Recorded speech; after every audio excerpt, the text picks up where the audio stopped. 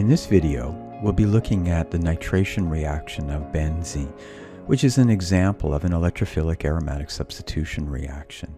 So in this reaction, I remind you that we're substituting one of the hydrogens for a nitro group. Now recall that benzene has a problem in the sense that it's not very reactive. In order to get it to react, we present to it a strong electrophile. So this slide shows you how the electrophile is produced. We actually react two strong acids with one another, but as it turns out, the sulfuric acid is in fact a stronger acid than nitric acid. So in fact, the nitric acid acts as a base. Now I've set it up for you here showing the lone pair of electrons on one of the oxygens of nitric acid.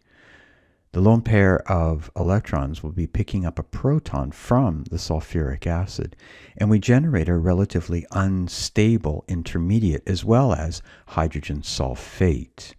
Now this unstable intermediate decomposes to lose water. So one of the products here is in fact water. This will be important later in the mechanism.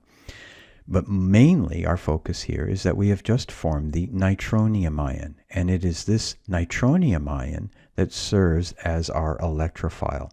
Notice that it has a positive charge, of course, therefore it will be very attractive to our benzene ring.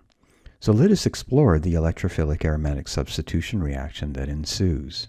So here we have the familiar format, the formation of the sigma complex and the regeneration of the aromaticity.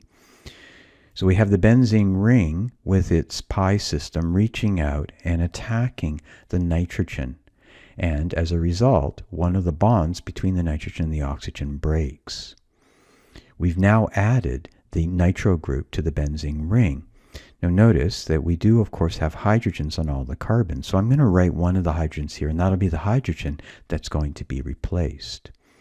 We have the sigma complex, and we can use curved arrows to show the delocalization of the pi electrons. So in part that stabilizes the sigma complex. And then of course we have our last step. The last step involves removing the hydrogen that's being replaced and the regeneration of aromaticity. Now in the generation of the nitronium ion, we did produce hydrogen sulfate, and that's shown on the screen here. But the other product was water. Now between water and hydrogen sulfate, water in fact is a better base. And so it's more likely actually, if anything that's going to pick up the proton, it'll be water, although I would accept either one. So here are the two steps in this mechanism. So the first step, of course, is the rate determining step, the slow step, and the generation of the unstable sigma complex involving the carbocation. And then the regeneration of the aromaticity in step number 2, which of course would be the fast step. So that's the addition of the nitro group. Now on the slide we have an added feature. Note that the nitro group can be converted in a reaction involving either iron or tin under acid conditions to produce the amino group.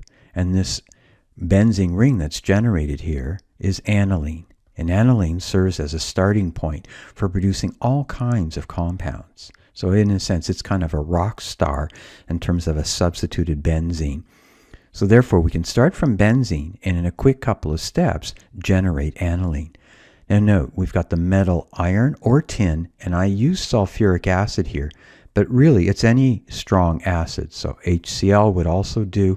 So recognize that it could be under different acid conditions that we generate the aniline compound.